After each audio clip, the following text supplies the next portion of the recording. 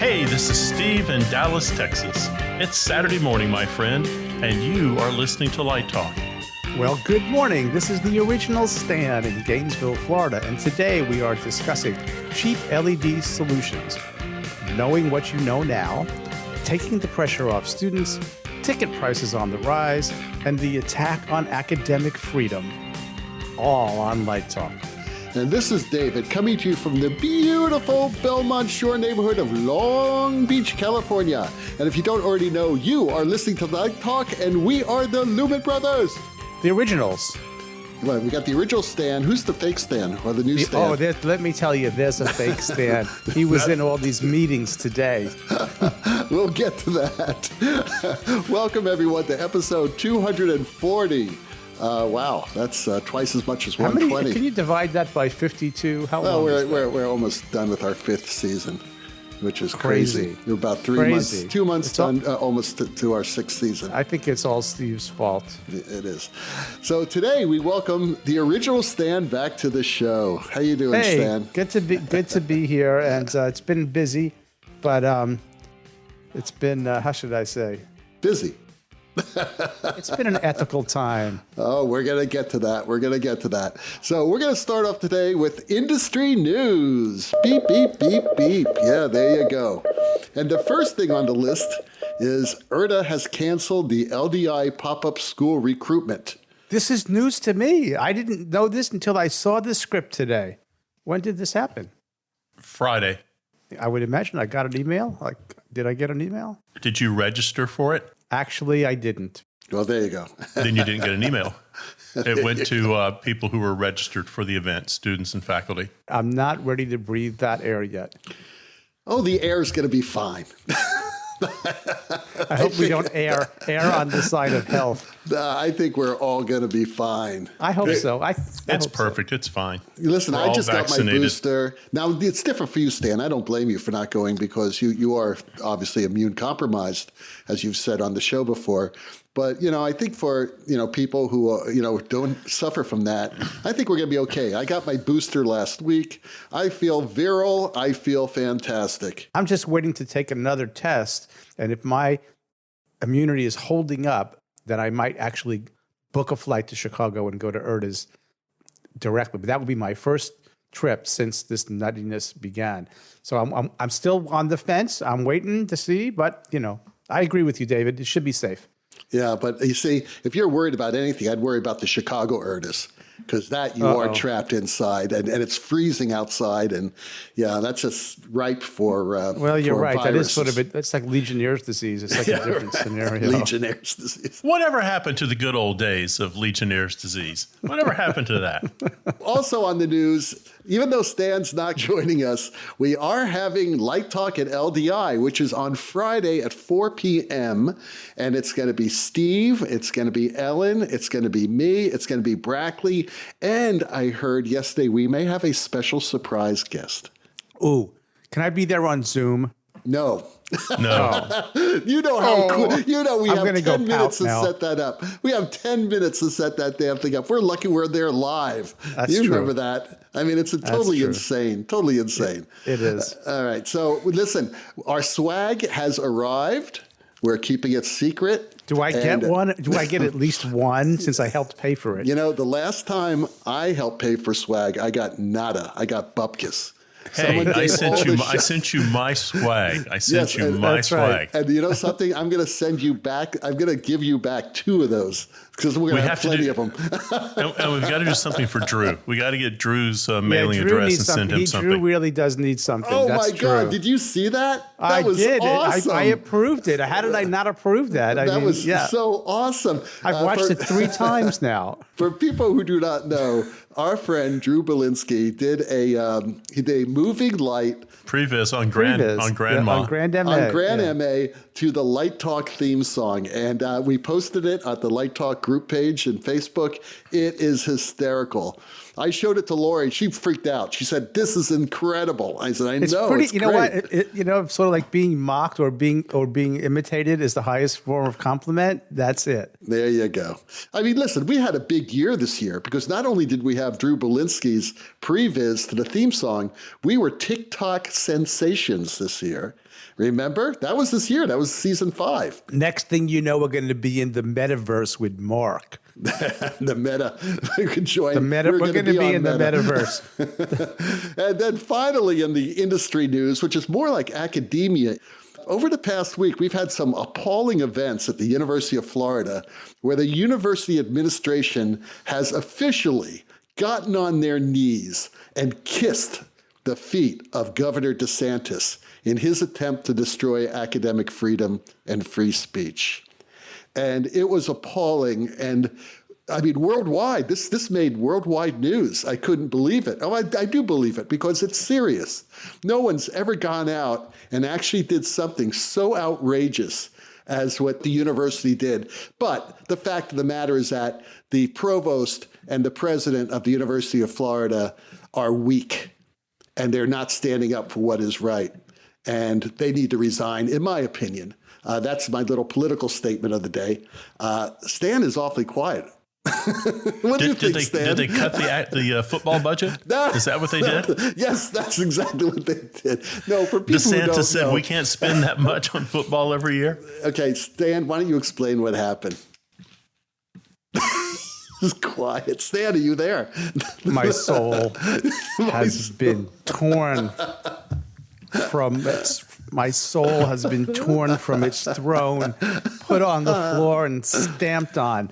My 40 years of an academic have been made a mockery of. Everything we stand for, everything we believe in. The bottom line is that these 3 professors, I believe they're from political science, were going to testify in court on a suit against Governor DeSantis, of the state, who's the governor of Florida, about his basically Jim Crow 2 voter laws and how, again, how it's actually against the Constitution, but also how it affects the people of Florida, especially minorities.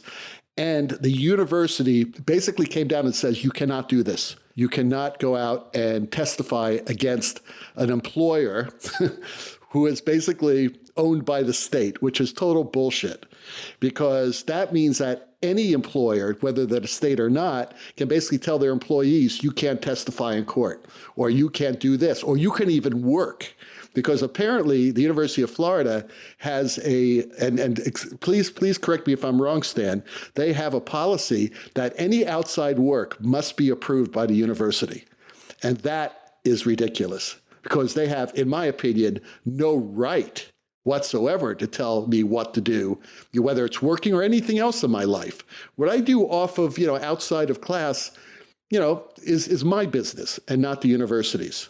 So the institution has a concern, a legitimate one, that I wouldn't want my employees to be spending 90% of their time doing something else and 10% of their time doing the job I pay them for.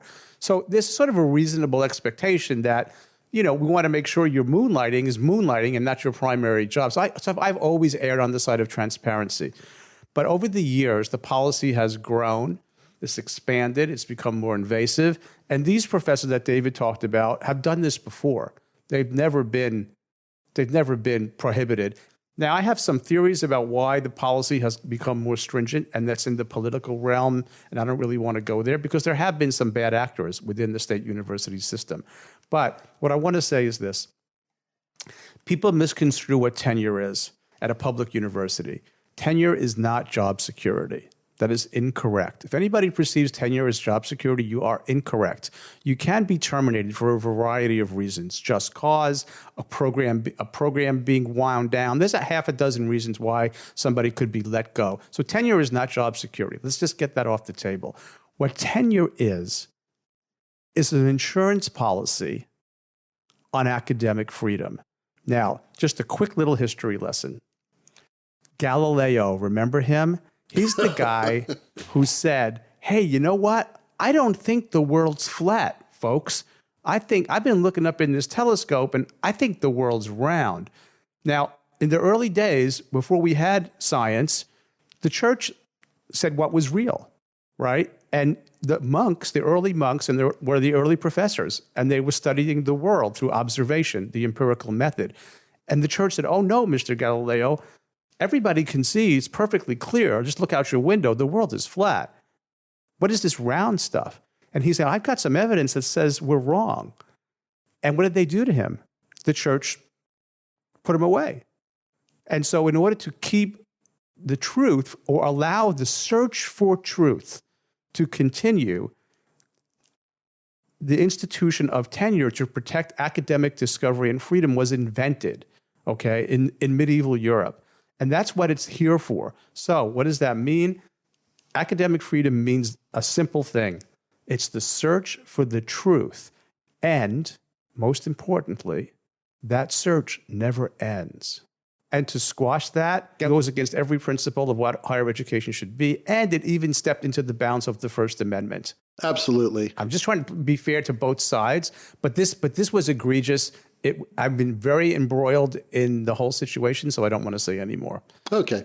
I think that we could just leave it at that because they're getting such enormous blowback from this already that they're already starting to back down. They're already saying, oh, well, they can testify, but they just can't get paid.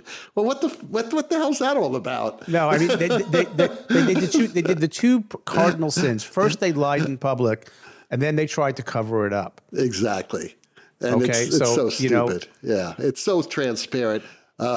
It's upsetting to everybody in academia. It really is. And it's even more upsetting for poor Stan. And you should be proud of what you're doing, Stan. I mean, what you guys are doing is great.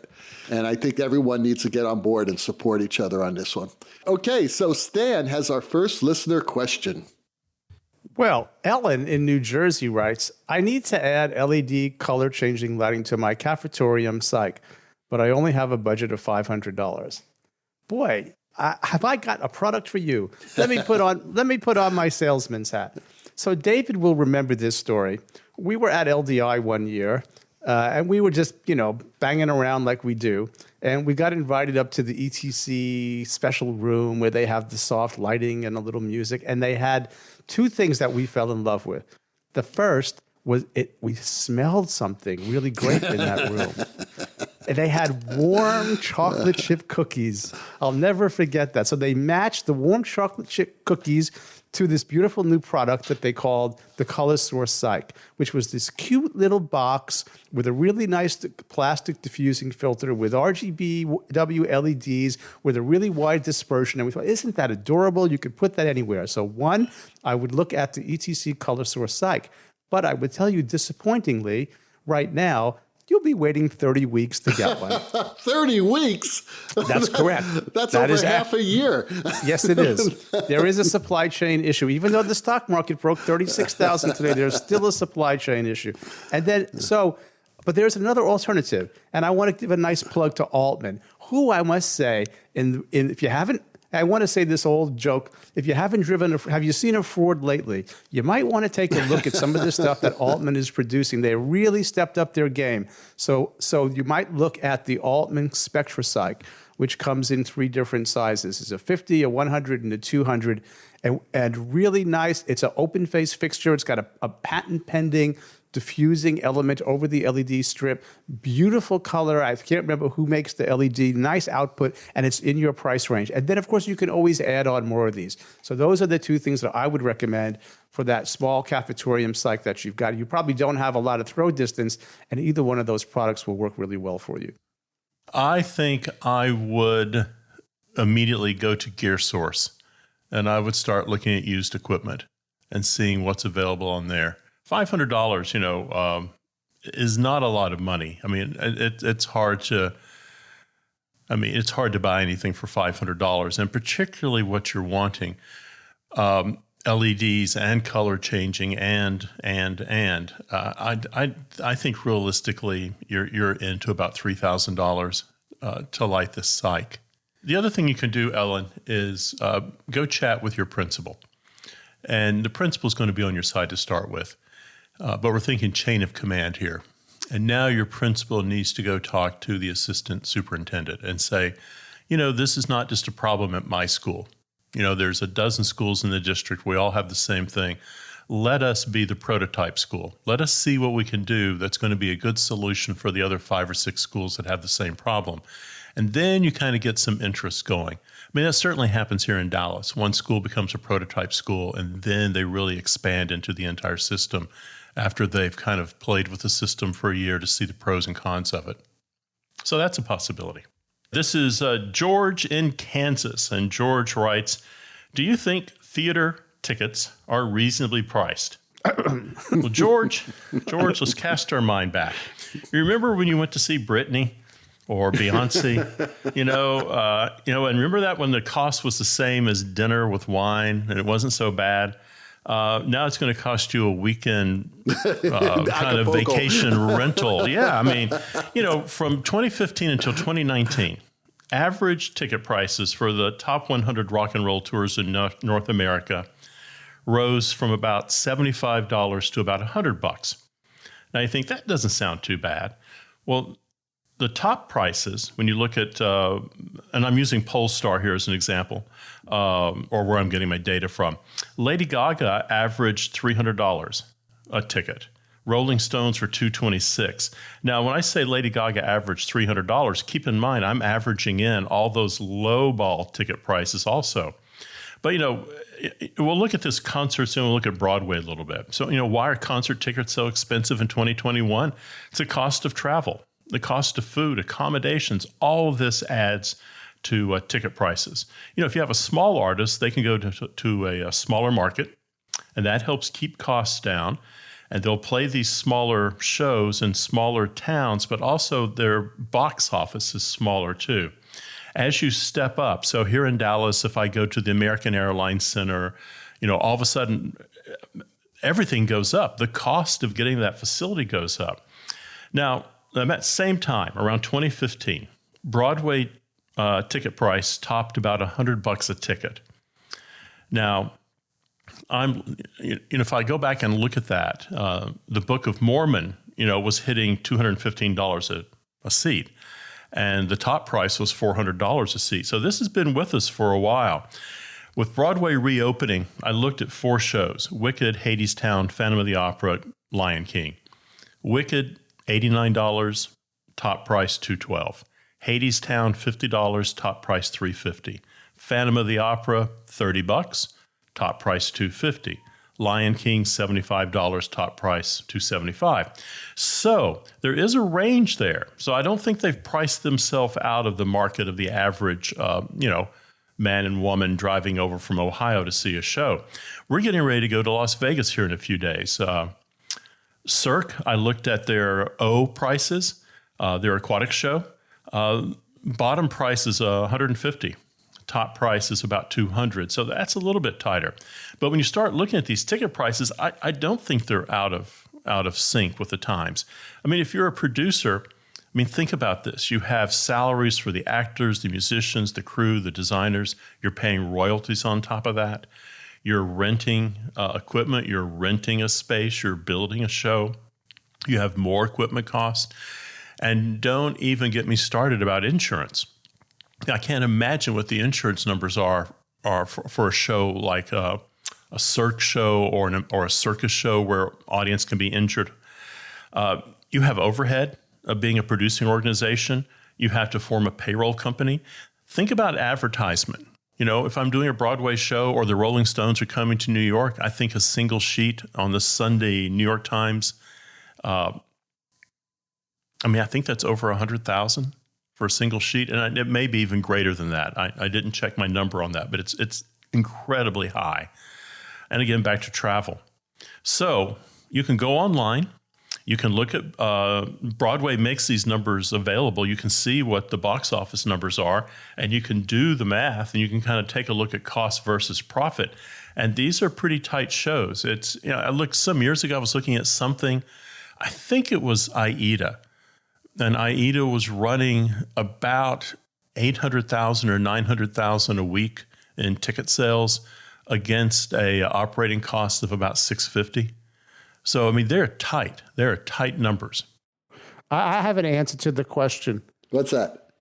No, it's the epitome of an elitist art form. It is. And frankly, it hurts us. Right. I agree with Stan on this one, Steve. But I don't know I don't know what the cause is per se. Would you speculate on the cause? Well, he did. He speculated that It's terribly production expensive. expenses and insurance and rental, the theater, and which are all valid Right. causes. So somebody's becoming exceedingly wealthy on that, right? Yeah. Well, the producers usually. I don't know. I mean, the question is, what's happening in regional theater? Where are the ticket prices there? I'm not really sure. What's happening in regional opera? Everybody. I'm saying, you're paying for my design fee. You're paying for my retirement. Do we really think in a rock and roll show there's going to be an uprigger who's going to risk his life uprigging for $15 an hour? So everybody wants to go home and have a turkey dinner and a Volvo, and they want to be able to have insurance and a retirement plan. So. The cost of entertainment is going up. I mean, David, you and I, we remember what it was to go to a rock. I went to see Black Sabbath, $3.50 for a ticket. Yeah, $3, when I was $4, a $5. junior in high school. It's not the number of the dollars; it's the purchasing power. What $3.50 bought you then versus what it's not. You can't just look at numbers per se. Well, $3.50 cost me about an hour. That was about an hour work at McDonald's. Right. And so what's an hour at McDonald's now? It's not $3.50. It's 15. Yeah. But that's still 5 times the amount. It's a 5 times multiplier. And then you multiply $5 a ticket. That means tickets should only be $25. They're not. They're $1,200 to see the Rolling Stones. And let's talk about the poor Rolling Stones. It's obvious that they don't get money because they're still touring. These poor guys are still working. It's terrible. One of them just died, for God's sake. They're never going to be able to retire. Those poor guys. Oh, man. Ozzy did. Ozzy Osbourne retired. You are listening to Light Talk, and today we are sponsored by... Just in time for the holiday season, Wilmette Corporation presents the Inspirational Commode Bidet Booster. Do you remember our groundbreaking product, the Portable Tech Table Inspiration Shower? Well, just like COVID-19 vaccinations, we have discovered that the power of the inspirational shower wanes over time. So just like Pfizer and Moderna, Wilmette Corporation has developed a booster for its inspirational shower, the Inspirational Commode Bidet Booster. How did we do it? Well, science has discovered that just the right amount of stimulation invigorates the creative spirit. To receive this creative rush, many artists install bidets to end off their bathroom experience with a refreshing, cool spritz. Wilmette Corporation has taken this European idea of ultimate cleanliness and creative inspiration and added some real horsepower. Understand, this is no ordinary bidet. Powered with over 2,000 psi of water pressure, our Inspirational Commode Bidet Booster will not only invigorate your brainwaves, it will thoroughly prepare you for the overwhelming onrush of spectacular creative ideas that appear in your mind. Follow that with a quick hop into our patented inspirational shower, and your colleagues will think that you are a genius. Made from only military-grade materials, our patented Mad Max water flow regulator is strong enough for any bottom, from the toughest roadie to the gentlest prop artisan. Wow, that was intense. And I like it too. But what about those times when you are stuck out at the production table and you need an idea right there and then? With no time to excuse yourself for a visit to the lavatory, our new portable tech table Inspirational Commode Bidet Booster is just what you need. Step into the plastic-sealed waterproof shorts, fitted for the most uncomfortable theater seats, plug it into your USB port, adjust the Mad Max regulator, and voila, lighting ideas rush into your frontal cortex like a tidal wave. And there is no mess. All the excess water is automatically drained into our portable Margarita to-go machine, sold separately. So for this Christmas, Hanukkah, Kwanzaa, and Festivus, be sure to buy the most thoughtful present you can ever get your loved one. The Inspirational Commode Bidet Booster comes in home and production table versions. Holiday-themed portable commode shorts are also available. The Inspirational Commode Bidet Booster must be used with extreme caution. Be careful when using the Mad Max regulator on ludicrous mode, as an overdose of creative ideas could cause strokes, heart seizures, shortness of breath, uncontrolled bowel movements, blindness, hallucinations, and impotence. Do not drink margaritas made with the wastewater of the portable tech table Inspirational Commode Bidet Booster. Whammy Corporation takes no responsibility for any damage or injury caused by the misuse of the device. All sales final. Does it work with an espresso? You know, that'd be a good idea to have an espresso machine also involved in this thing. I must tell you guys. You were inspired? I was inspired because I just installed 2 bidets. I finally followed your leads because I know you guys did this. I love mine. Yeah, I've had it since a long time ago. And I said, what's taking me so long? I'm using it right now.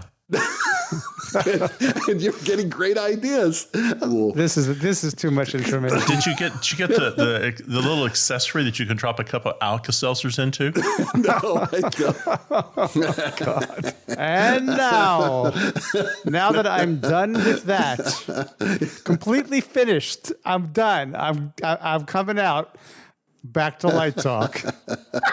Oh, my God. Well, the sound of those rabid ducks means that once again, it's time for Let's Talk About. And today's Let's Talk About is all about how do you teach working under pressure to young lighting designers? Should their process in school productions be gentle and stress-free? Or do you want to recreate the pressures of the profession where everyone sees their artistic creations and their mistakes? Well, we brought this up because Stan had it sort of an epiphany this past few weeks. I have a lot to say about this. Or at least maybe I can encapsulate it into something concise. I had a realization. If you're a dancer and you're learning a new routine, you're doing it in the studio. If you are a set designer and you're designing a set, most of the errors happen in the studio or in your office or wherever you do the work. Actors in the rehearsal studio. And we do a lot of teaching in the classroom in lighting, but the growth, the learning, the breakthroughs, happen in public. I had this realization that we can put people through, all kinds of routines in class and practice and preparation, but still you are performing, and you're performing without a lot of rehearsal. And you're going to make mistakes. And particularly if you're a student, you are learning in public. And that means you're making mistakes in public. And sometimes that learning is painful. And that pain is not just felt by the student going through it, but everybody around them, the professor, the staff, the rest of the company. And I think if my students knew that going in, if I prepare them for that, I've never said that to a student, by the way, you're going to be messing up because it's part of the process. But you're going to be doing that in public. So how do you prepare them for that? The question is, do you agree with adding pressure to the laboratory experience? I guess that's really what the question is. I think the thing I prefer doing is I prefer bringing that pressure in the classroom. And we talk about this idea that when you move into the theater, it can be a difficult time for the very reasons that Stan points out. So we totally acknowledge that. We totally agree with that. It is why the classroom becomes so important. It's why I would say the pressure of having your plot correct, having your hookup correct, having your cue list correct, having an understanding of the script.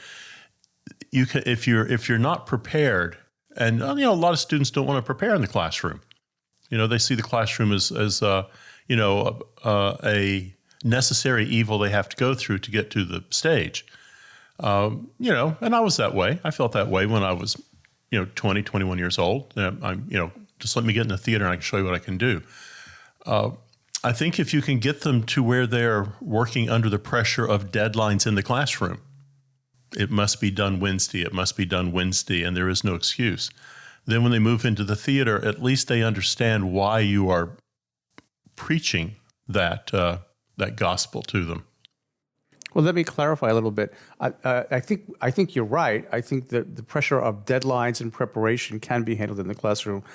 But what was interesting on my experience recently was there was artistic growth, and that's kind of hard to see in the classroom.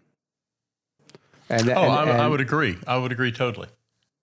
And that's where the breakthrough happened for the student had a breakthrough. It was a beautiful thing to watch. But the first 2 days were not pretty. and then I had to be very, my mentoring style I had to intervene, and because the student has a good heart and a good soul, took the advice well and said, I took what you said to heart. I'm coming in with a different workflow tomorrow, and used all of the tools that were taught in the classroom. But artistic growth is really a difficult thing to do and a beautiful thing when it happens, right? And so I think we always have to be prepared to go through that with the student, is what I'm saying. That's my message. I have a question for you, Stan, as a follow-up to what you just said. When he was having this difficulty, and we all remember what that was like, and we see it actually with our students. How many people were in the theater when that was happening? Everyone. So then he was able to handle the situation, the pressure. Do you think if no one was there, with just him and the director, it would have been much better? No, well, this is happening in these, in these sessions where you have the actors on stage, the directors there, stage managers are there, everybody's working. So it's not unlike a professional situation. No, it's not. I would say that I don't know, because I was remote. I was on the stand cam, so I couldn't feel the vibe. But I'm in conversation with lots of people while it's happening. So I would imagine there was a lot of frustration and tension felt. And I'm sure he's a smart guy. He knew it too, right? But he didn't know how good he could be, because he was still working from old habits, right? And so, to his credit, because he's a mensch of a person, he didn't lose his temper. He didn't close down. He didn't shut down. He stayed with it. And after every rehearsal, myself and my electrician, who's also a designer, we were doing the mentoring thing with him, and he listened. But sometimes it was tough to hear, and there were some technical issues where I had an associate who was not. I had to really kind of go in and do a demonstration over Zoom, but like, here's what you're going to do. Don't tell me, don't defend what you're doing. Just be quiet and do what I tell you, and then I'll explain to you why this is a better workflow. And I was able to do that. But I think to your question, this particular student you couldn't have asked for a better response, and so the growth really happened. I'm just thinking back to when I was a student, and how pressure-packed those weekends were. And that continued into profession. And I'm grateful for my mentors setting up a situation like that, where I had to learn how to deal with pressure. And I had to learn how to keep my cool, because you don't want to lose your cool when you're in the profession. It's too late. Once you do that, then you've already started your career, and people are going to just stop, not hire you. So if you go through learning how to handle it in school, where, your failure is okay, but you still don't want to fail, but you're learning how to handle pressure, you're probably better off in the profession.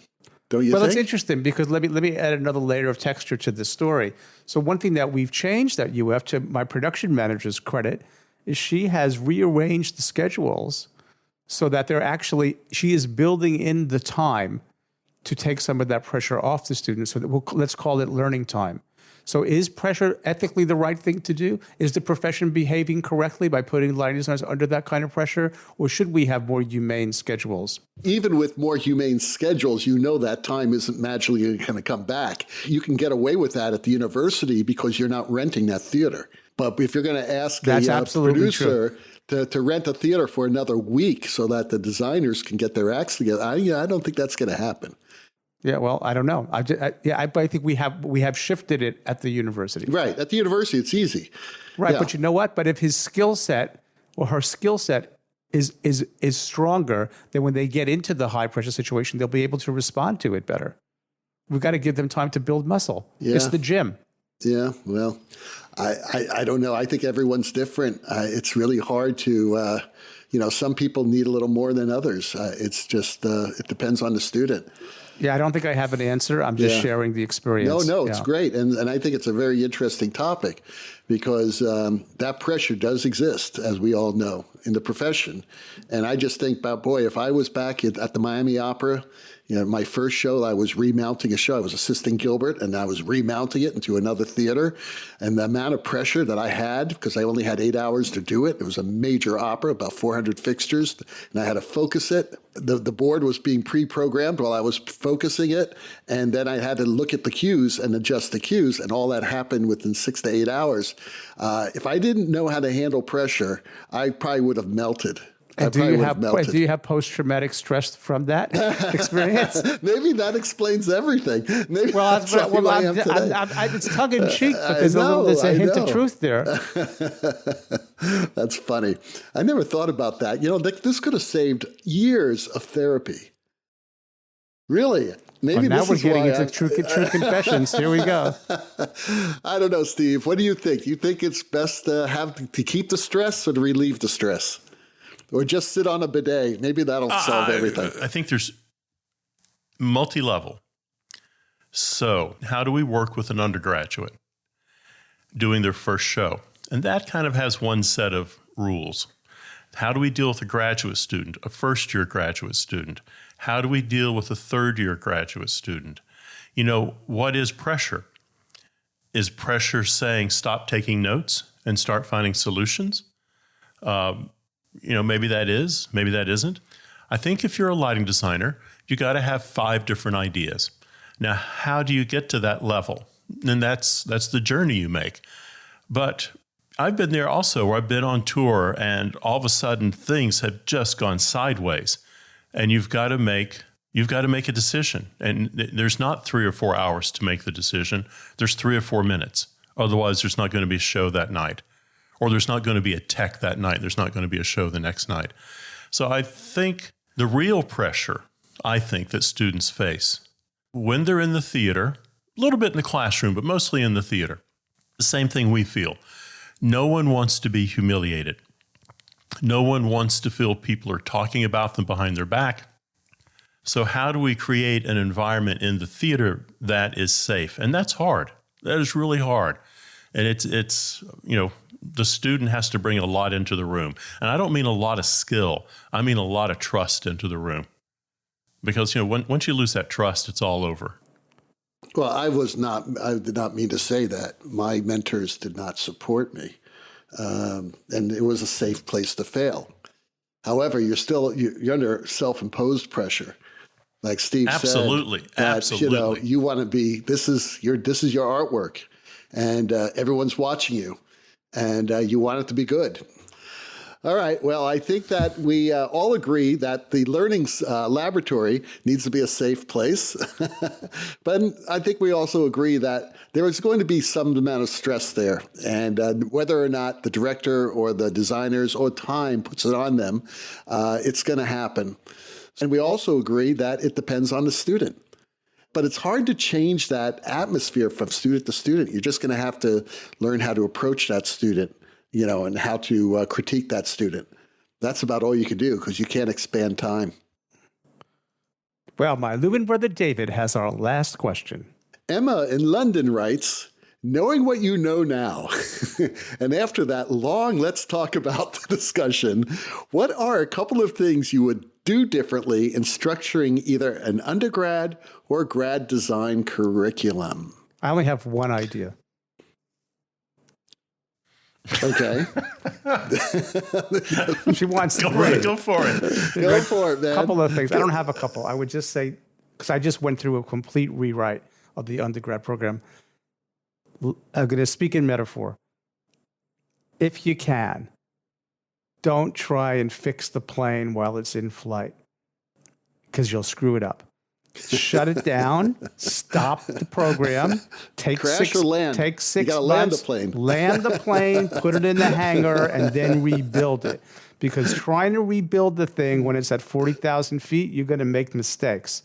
So it took us a year to really think through a new BFA program. So that would be my one big, if you can do it. And for us, it was COVID that allowed us to do it. Yeah, a lot of professionals basically took the time of COVID and said, I don't want to be in the theater anymore. I'm going to do something else. A lot of people worked at McDonald's, did the same. A lot of people worked at bookstores, did the same. It was a great opportunity. It's horrible. It's a horrible situation. We're going through a worldwide pandemic, but it did offer people time. Yeah, that's what was missing. We've made changes in the curriculum over the last 23 years here. I've been in Florida, but we were never able to stop and relax and talk and really look at the whole thing holistically and do what we thought was in the best interest of our students in the moment and with some prediction for the future, but because the plane was always flying and we never landed it till last year. It is possible because it's been done before. I know many, many years ago, the University of Texas in Austin, they did it. They basically said, we're not doing any shows next year. None, zero. We're not doing any productions because we're going to rethink this entire thing. That's the way to do it. That's the way to do it. I mean, that is the way to do it. Yeah, and that's what they did. And it takes a lot of balls to do that. They did it. And obviously, they did a great job because it's a great school. But that was at least 20, 30 years ago when they did that. I remember that. That was really cool. I don't know, Steve, what do you think? I think the hardest thing is getting students to talk about a show. So I think if you don't have a class in which they can talk about a show, analyze the show, go through it line by line, talk about what the objectives are, why people are saying what they're saying, I think they have a hard time designing a show. John Gleason and Peggy Clark were talking about the union exam some years ago, and they had 34 people taking the exam. This was in 1976, and 31 of those people were doing a pretty good job, but the other 3 were doing a terrible job. And Peggy put her finger on it. This is an old Theater Crafts article. She said they don't know anything about fabric. They know nothing about paint. They know nothing about architecture. They know nothing about reading a play. They are outstanding stagehands. They are outstanding technicians. They are more expert in what lighting equipment does than she does. But they can't light a show. They can actually put the lights in the right places, but they can't really choose the color or the timing or the balance of the show. And their argument is because we don't think about the world of the show. We just don't. It's very hard for students to do that. There's not a lot of time to do that as an undergraduate. You know, you kind of maybe sort of do it in text analysis class, but you never really go as deep as you can go. And so it's always kind of a surface thing. If they're doing Macbeth, then they got the witches scene figured out, but they don't have anything else figured out. If they're doing Romeo and Juliet, they kind of got the balcony scene figured out, but they can't figure anything else out. And it isn't even bad work. It's just not going anyplace. Or as the New York Times likes to say, perfectly adequate lighting. Steve, I'm glad you said that because that brings me to my answer. I would teach much more holistically, even more holistically than I do now. You know, it's like what Kirsten said a few weeks ago. We're in a post-disciplinary world, and we need to think holistically about art and about theater. I want to use this opportunity to balance out all the not so good stuff we said about the University of Florida early in the show. Now, I don't know what it is, if it's something in the Florida water or the fact that we're the flagship institution or whatever, but we have made some changes where we now, in our creative processes here, and I sit in these work sessions with our students and the directors where they're just talking about the work.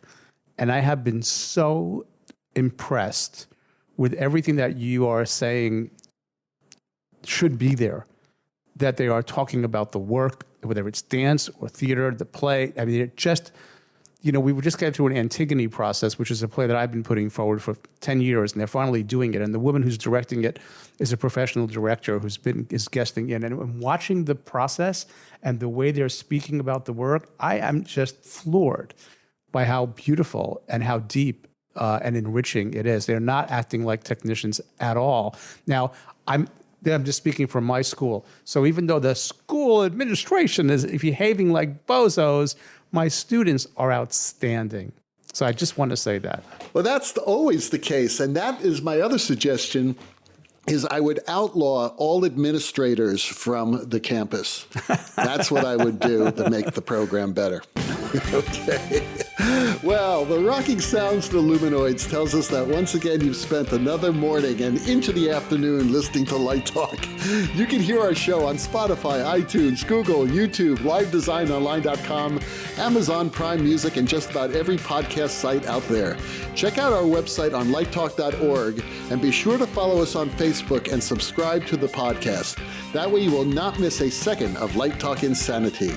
No guarantee is offered regarding the accuracy of any statements or opinions made on this podcast. However, Since I made a lot of statements and opinions that could get me in deep trouble with the governor They of the can't find you. state of You've got Florida, tenure. You're fine. that's right, and my university administration could be coming down on me like a lead balloon soon. Yeah. I do have a law firm. And if you decide to litigate me, the law firm of Fleck, Flux, Flair, Glare, and their paralegal Snoot will defend me until my retirement fund is depleted. Light Talk is written and produced by the Lumen Brothers, coming to you from Long Beach, Gainesville, and the Republic of Texas. And be sure to join us next week when we chat about more useless things and explore the crazy shenanigans in our industry. Light Talk, broadcasting questionable Lumen knowledge and humor around the world. So we'll see you all next Saturday morning. Bye-bye from Light Talk. Toodles. I'll see you from jail. Light Talk.